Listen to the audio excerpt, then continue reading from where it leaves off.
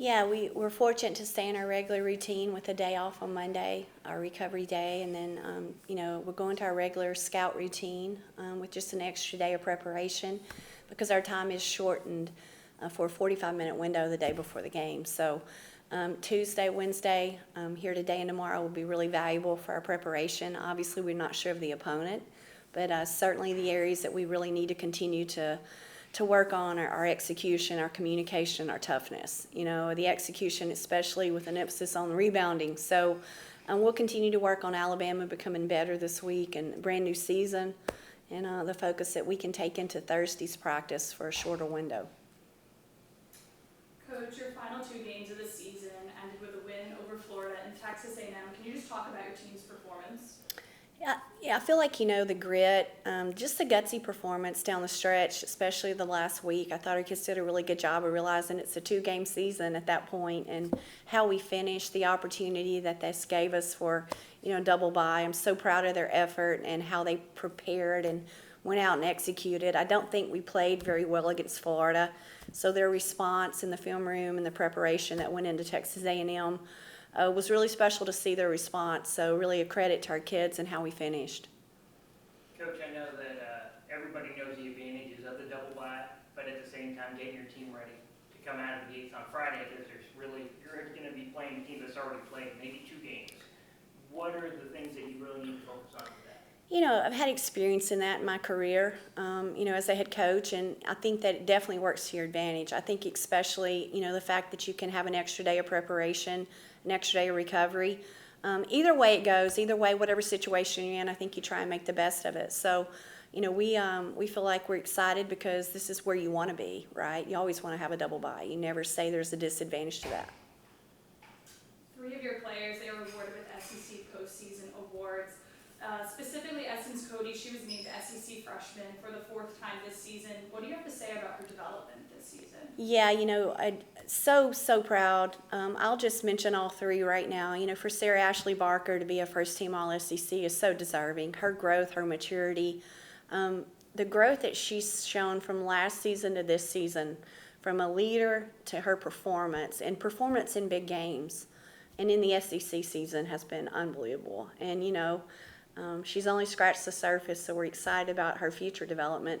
And then Aaliyah Nye, I can't say enough about her growth in the same way as a leader, her ability to counter and become a 3-level scorer, where she's taken her game, and I think she's only scratched the surface. So I'm really proud of those 2 and the anchor and the consistency that they've shown for our program on and off the floor. Essence has done an unbelievable job of each and every day bringing a great work ethic and continuing to get better. And, I think there's been good and bad and ups and downs, but what she's done is understood that, hey, I've got to go through it to become the player that I want to become. In your freshman year, the way she's handled it, her work ethic, the way she's brought it every single day, she's been she just has been tough about it all and had a lot of good leaders around her. So I think Essence, goodness, we're excited about her future too. So all 3 of those, but it comes down to having a great team around you. I know all 3 of them will give credit to their teammates because you don't earn those awards without the people around you. Coach, I know that this is a cliche, so I don't like cliches. I can excuse cliche, but I've always heard coaches and players talk a lot about taking that extra step, going up that extra level when it came to the postseason.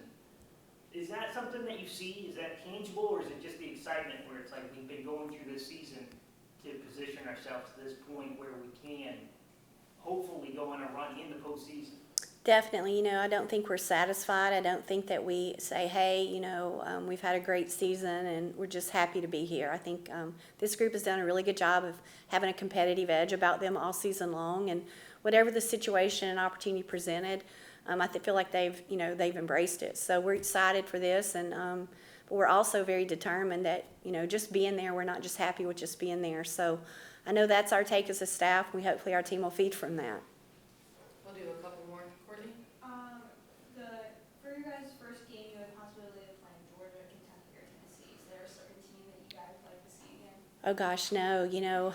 We are just thankful. I think the interesting fact with that is we've only played each of them once.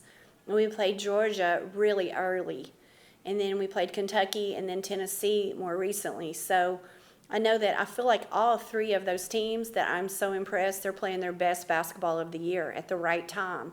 So whomever we get is playing really good basketball, so it's going to have to be a really good response from us as well. How do you mentally prepare your players for a moment like that, not fully knowing who you're going to play? Well, I think they're probably prepared for it more before they get to me, because in summer basketball they play 2 to 3 games a day, and it's not so much about who they're playing but how they need to perform.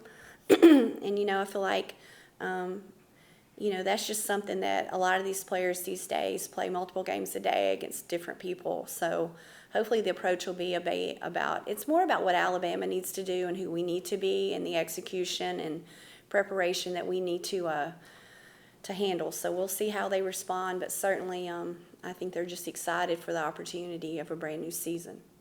Well, they used to. A couple weeks ago on Hey Coach with Chris Stewart, Leah was talking and spoke a little bit about her tribal family, her background there in Illinois. Is that something that you see in her play almost? I'm sure that everybody has a distinctive way that they play because of their background, but are there characteristics that you kind of see in the player that she's become?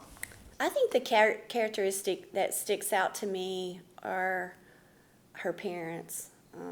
They're amazing, and then her twin sister and her sister, the closeness, just how special they are as a family, how much her mom and dad support her, and how much they're always visible and always present.